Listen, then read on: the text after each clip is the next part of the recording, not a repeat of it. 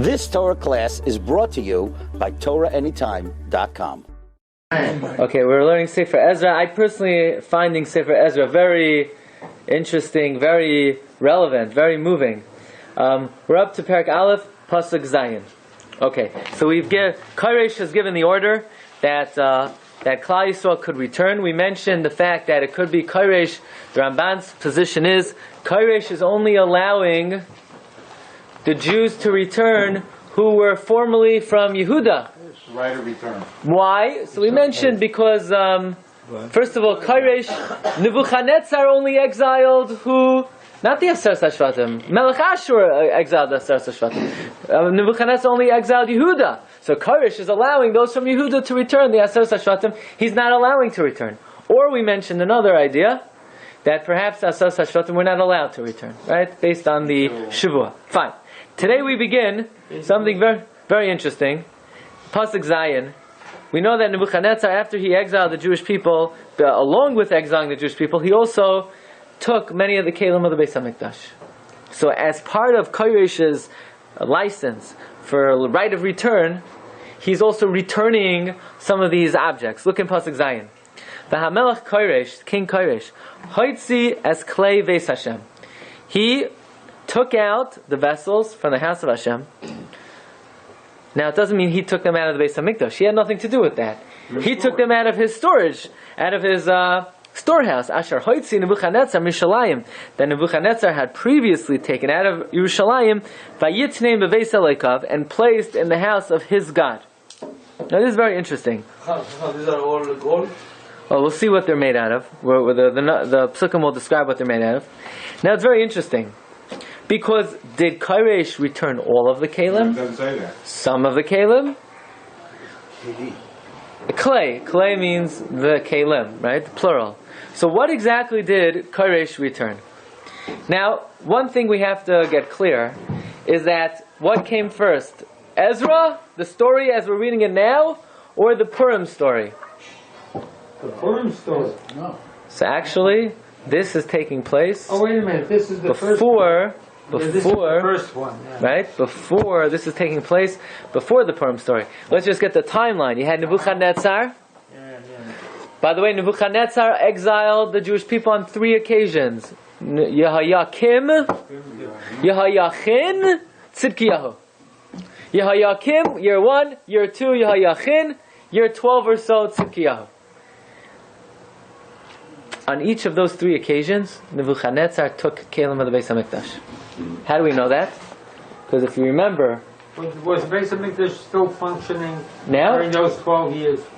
Was it functioning? It had not been destroyed. But it was functioning. On some level. So it was functioning without these kelim. Yes. Yes. Now, if you remember, in Divrei Hayamim Beis, Perek Lamed Vav, and I say, do you remember? Maybe it's, do you remember from when the Malach taught you? Right? But in Divrei Hayamim, hopefully you remember from other occasions also. What perek?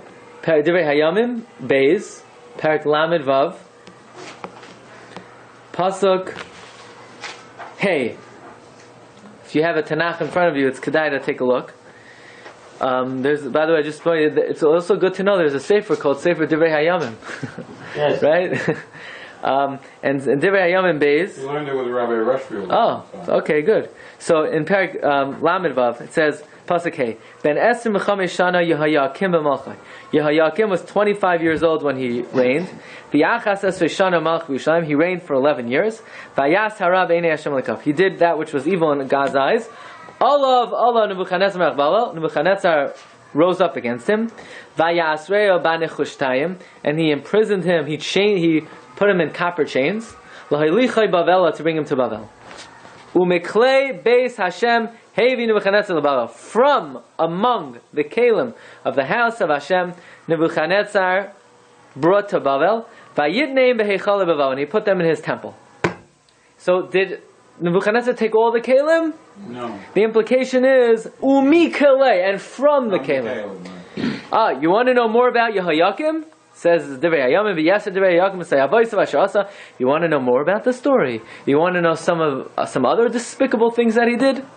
For the rest of the story, Vanim Talav, Hinam Ksuma Sefer Malchei Yisrael Yehuda, they are recorded in the chronicles of the kings of Yisrael and Yehuda. Vayimlech Yehoyachin b'nai Tam. Yehoyachin ruled in his place. By the way, Yehoyachin was also a bad guy. He was not a good guy. Now I want you to know. Yehoiakim was a good guy, right? Both bad. Which was it Tzidkiyahu?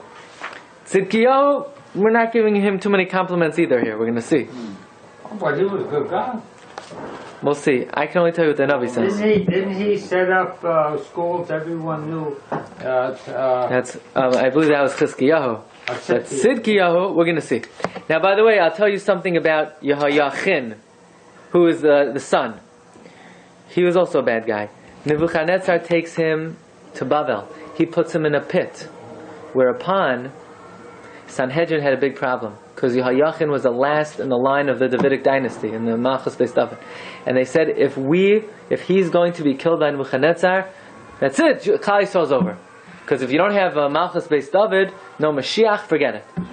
So the Sanhedrin pleaded with Nebuchadnezzar through his wife, and Nebuchadnezzar allowed Yehoyachin's wife to be lowered down into the pit. Whereupon he was about to come to her, and she said, Kishoshana aduma matzasi. I saw something red like a rose. Kishoshana aduma ra'isi. I see something. Kishoshana aduma matzasi. I see something red like a rose. In other words, I'm pierced a nida. She became a nida. Now Yehoyachin did not keep these halachas. Something got over him. He doesn't touch her. They take her out of the pit. What's going on down there? Nothing doing. They take her out of the pit. She's toivel zayin. She goes to the mikvah. She can lower it back down. She conceives. Who comes out of Yehoyachin? Zerubbabel. Zerubbabel, who continued the Davidic dynasty, was a great tzaddik and leader, as we're going to see either this week or next week. Who's Zerubbabel? It's a big machlokes whether Zerubbabel might have been Nehemiah. Nehemiah authored Sefer Ezra, at least the most of it. So an amazing thing. Yehoyachin did one little act of tshuva, and he saved Klal Yisrael. Very big lesson. Talking about a Russia, somebody here. Look at the psukim. It says in the very it says Ben Shmoiner Sham Yehoyachin B'Malcha. Yehoyachin was 8 years old. Ushloisha Chadash, but he was 8 when he became king. Isn't that a haftorah for one of the Parsha? Ben Shmoiner Sham Yehoyachin B'Malcha. Seems to me that's the start of one of the Torah. All right. Okay, check it out. Okay, and he ruled for 3 months and 10 days. He ruled. Now look at this. 3 months and 10 days. By the turn of the year, Nebuchadnezzar is after him. With kalim of the house of Hashem. What happened the first time? The answer is the first time he took some kalim. Now with Yehoyachin he's taking more. Now they put in Tzidkiyahu, his brother. How old was Tzidkiyahu? He's 21. How long did he rule? He rules 11 years. What is Tzidkiyahu? Is he a good guy? No. What did they do? What did he do already? He was not machniah himself to Yirmiyahu Hanavi. Rashi says. Yirmiyahu said Tzidkiyahu Kayam Hashem Lekei Tzvakas Lekei Soam Yatsa Teitzei. Tzidkiyahu may not have been such a bad guy like we think, but he didn't listen to Yirmiyahu on a certain occasion. Now what happened? Lo nichna mibnei Yirmiyahu Hanavi. The pasuk says beferish. V'gam ba'melech Nebuchadnezzar marad. He rebelled against Nebuchadnezzar. Asher ishbiyoi ve'loikim. Vayakish es arpa. He hardened his neck. Vayamitz es avavi. Mishuv Hashem Lekei Yisrael. Look in pasuk Tezvav. Vayishlach Hashem Lekei Avisechem Aleim Biyad Malach of Hashem Mishal Kehomel Amay Ve'Am Oinoi. Hashem sent messengers do tshuva. Skip to pasuk Yudches. V'choyel Now v'choyol klei beis olikim hagdolim ha'aktanim v'oitzvus Hashem v'oitzvus Hamikdash hakol hevi Bavel. Now the third Golos, Nebuchadnezzar takes what? Everything. So on 3 occasions, Nebuchadnezzar pillaged the Beis Hamikdash. Yehoyakim, Yehoyachin, Tzidkiyahu. Now Tzidkiyahu, Nebuchadnezzar pillaging it in time of Tzidkiyahu coincided with his destruction of the Beis Hamikdash. This happened before the Mice of Purim, right? Yes. So we know that Achashverosh had the Caleb. Good. That's still part of my Caleb Shonim, right? Very good. So how does this jive? Because here Koresh gave him back. So now the question is. Achashverosh took him back. Very good. So if the pasuk is saying that Koresh is returning the Kalim, and we know that Koresh returning the Kalim, this is about 11, 12 years before the Purim story, and we know during the Purim story what happened. Achashverosh is using the Kalim, so you have to say that you know which Kalim Koresh is returning. The first wave of Kalim that Nebuchadnezzar took in the times of Yehoyakim, that wave of Kalim, Koresh is sending back. But he's not sending back everything. That did not happen until Daryavesh II, Daryavesh the Persian, the son of Ezra and Achashverosh, who allows the complete restoration. That is the opinion. They didn't have all the Kalim. Based on Rabbi Yosef's Kasha, the Ramban proves that this pasuk is not referring to all the Kalim. Okay? But they never got all of them back, right? And we know that there were things missing in the second Beit Hamikdash that were not there from the first. No, but that's no. So that Yoshio HaMelech personally hid it before the Churban. So Yoshio hid the Arayin. It's actually a machlokes. What happened to the Arayin?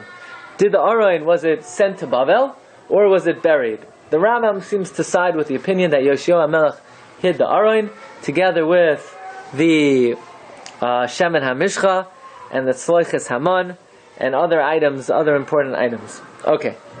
Look now, Pasuk Ches. So a very interesting Pasuk. So Koresh is allowing for the return of the Kalim. Vayotziem Koresh Melech Paras. And Koresh, the king of Paras, takes them out.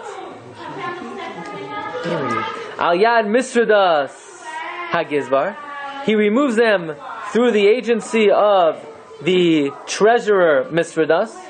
Vayispareim l'sheish batzar, and he delivers them by number to Sheish Batzar, Hanasi Yehuda, who was the Jewish prince. Now, who is this guy Sheish Batzar? The Jewish prince? Did you ever hear of a prince named Sheish Batzar? Maybe the prince of, a prince of India, but not the prince of the Jewish people. He was Zerubbabel. How do you know that? I just looked it up. There you go. Okay. How So old is Zerubbabel? So the Ibn Ezra, Because he was just born. he was just, How many years ago was he born in the pit? Conceived in the pit. again, this is well after Yehoyachin, who is his father. Why? Because, This is 20 years? again, this is well after Nebuchadnezzar. We're past Nebuchadnezzar, we're past Evel Meradach, we're past Belshazzar, we're up to Koresh. Okay. No, excuse, Okay, it's more years. no, we're past Daryavish, we're past Koresh. Now, right, Ibn Ezra says that Shesh Batzar was Zerubbabel. Why they get that name? What's the relationship? Usually there's some inclination in the name. We'll see why. Now, Rabbi say it's very interesting.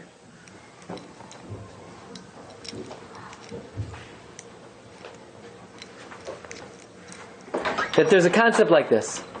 If you have Avodah Zarah is Asar B'Hana. You can't get Hana from Avodah Zarah.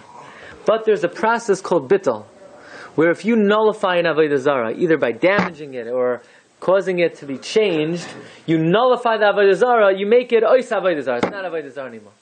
So the Malbim explains over here that what is the king Koresh doing? The king Koresh is not taking it from Nebuchadnezzar's storehouse and giving it directly to the Beis Hamikdash.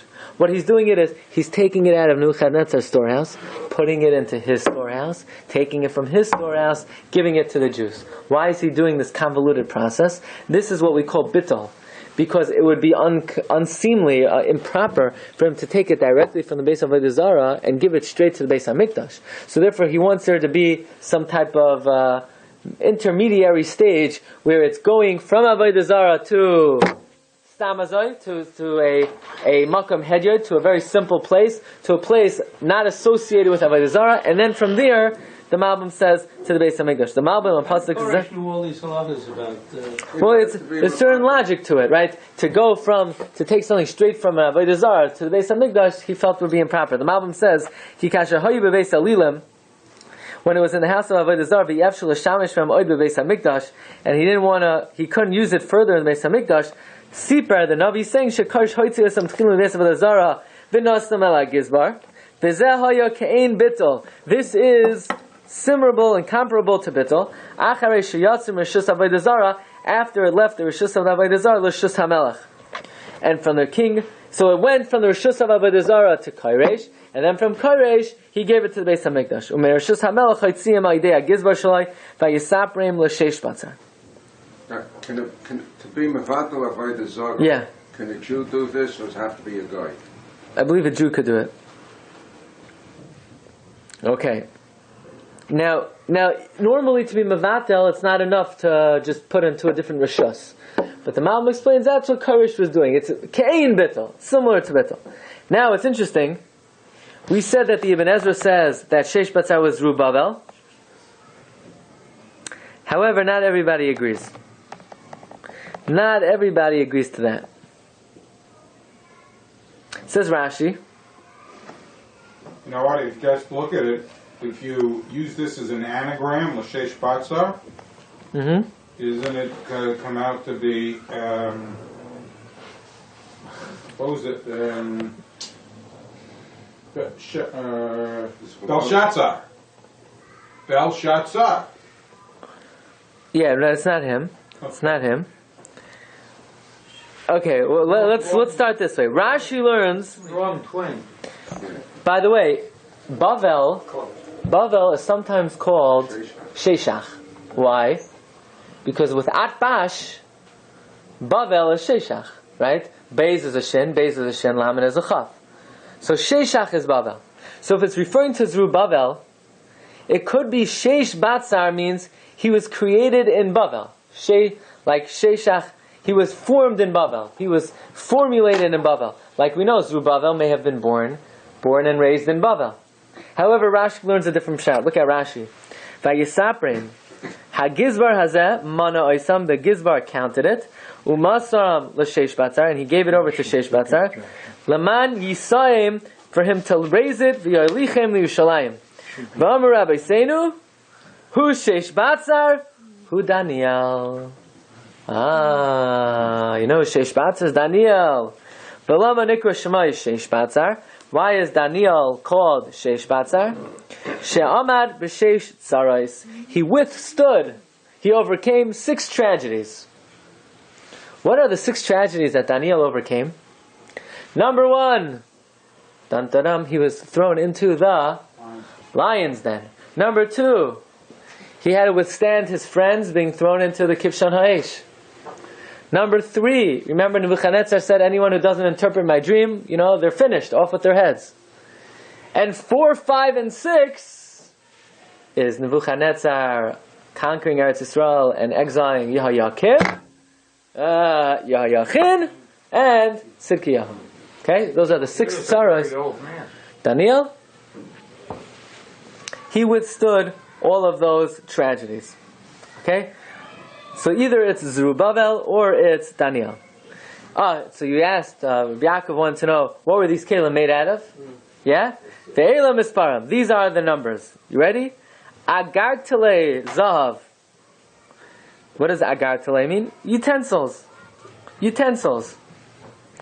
The golden utensils, Shloishim. 30 golden utensils. Agar Tele Chesef, Aleph. 1,000 silver vessels.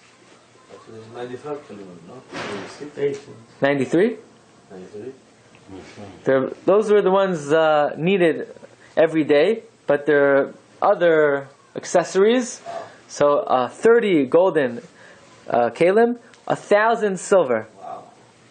Now, others learn like this. Agar tele zahav shloishim. Agar tele means agar tele, to store sheep. In other words, special bowls to put sheep in. Sheep? When you cut them up, and for karbanos. Tele, sheep. Now, sheep are not as big as bulls, so you only needed 30. And also, Rabbi say, because sheep are not so big, we could afford to make them out of gold. But agar tele chesef olef doesn't always mean 1,000. Sometimes in Tanakh, There's a lot.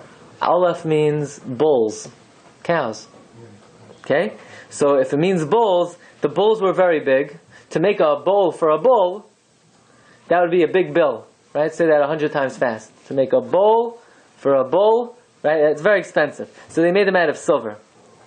Fine. Machalofim. What are machalofim? Double bowl.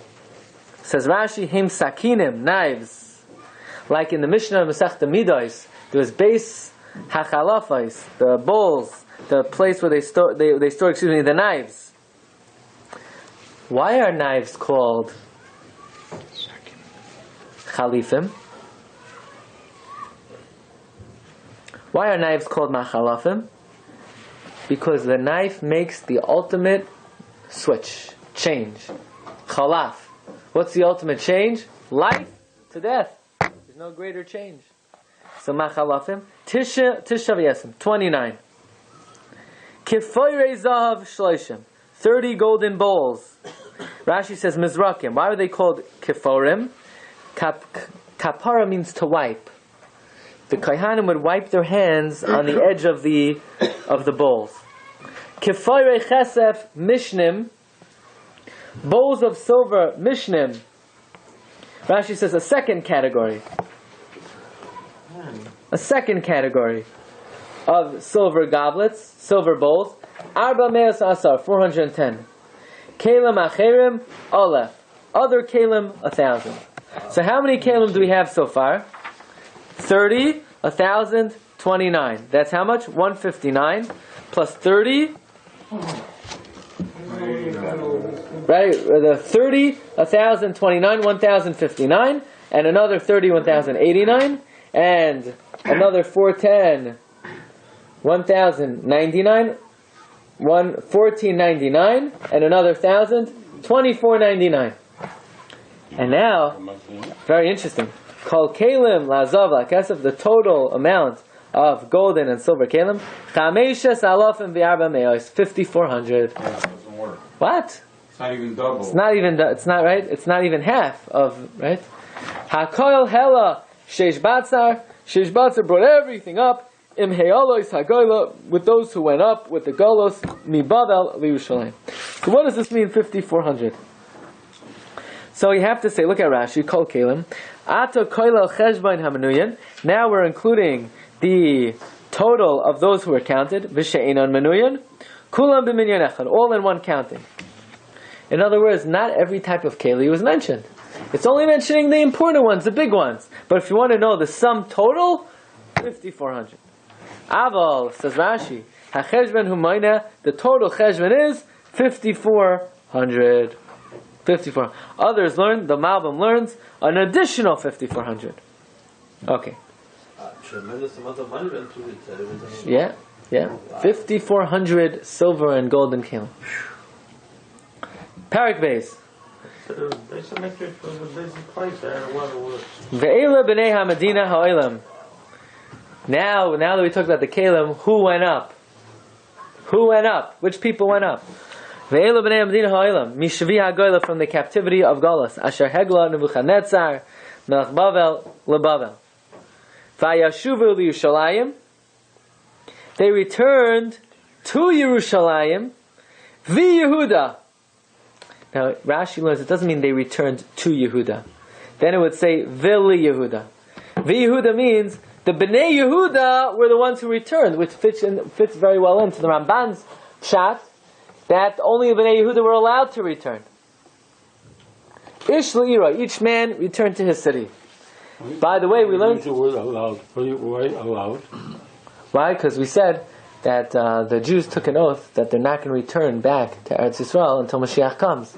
So he said the Bnei Yehuda were allowed to return because they were following the Nevuah of Yirmiyah, who said in 70 years you could return. But the other Jews who were not given that Nevuah, the Ramban learns, they were not allowed to come back. Okay? That's why we could go to Eretz Yisrael, because we didn't take it. Okay. Okay. Let's see Pasuk Beis. Asher bo im Zerubbabel. The following came up with Zerubbabel. And we'll have to talk more about Zerubbabel next time. Zerubbabel, look at the word. Zeru in Bavel. He was conceived, he was sown in Bavel. He may have been born in Bavel. He was born in Bavel. Who returned with him? Yeshua, Nehemiah, Siraya, Re'elaya, Mordechai Bilshan, Mispar Bigvai, Rechum, Mana. All these individuals returned. Mispar Anshe Bnei Israel. These were the important men who were of count, of number, of distinction among Bnei Israel. So Mordechai Bilshan should be familiar to you. It's Mordechai. It's on the Purim story. Which way did Mordechai go? He went from Bavel. He went.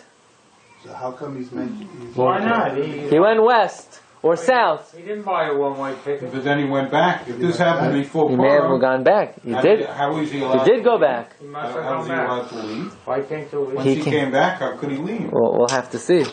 Now, where is Mordechai ranked in this pasuk? I know what you're getting at. Where is he ranked? So you have to know. Before the Purim story, Mordechai is ranked. He's 6.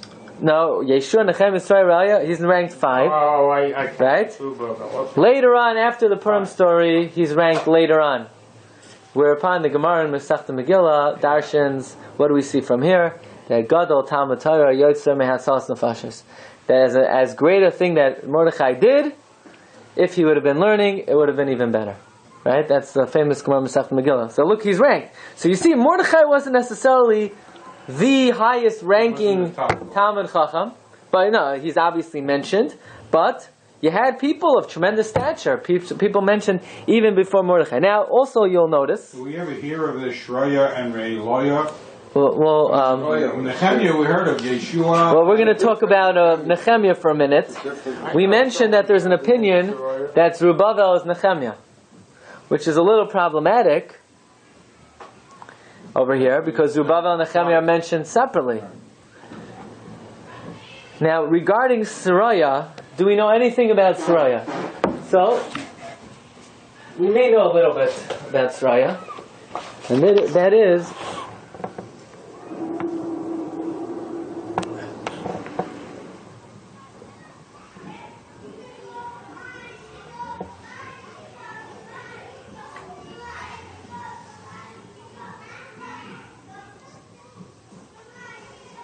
These are all men, right? Women don't count. Because this is the Persian name. Oh, you need a few women. That's the popular place. That's a very popular Persian name for a lady. it's interesting, if you look in Sefer Nehemiah in Parak Vav, it says, Habaimim Zerubbabel, Yeshua, Nehemiah, Azariah, Raamya, Nachmani, Mordechai Bilshan. So Shroya is dropped out, and Mordechai takes a back seat. What about Re'eloya? Also. And to which the Gemara says, Amar Rav, he came Rav Shmuel bar Marsa, Gadol Talmud Torah, Yosem Rabbinim Beis Hamikdash. Excuse me, Gadol Talmud Torah, Yosem Mehatzalas Nefashos. D'meikara Chashuv Le Mordechai Basar Dalid, Ulebesoif Basar Chamisha. Okay. You've just experienced another Torah class brought to you by TorahAnytime.com.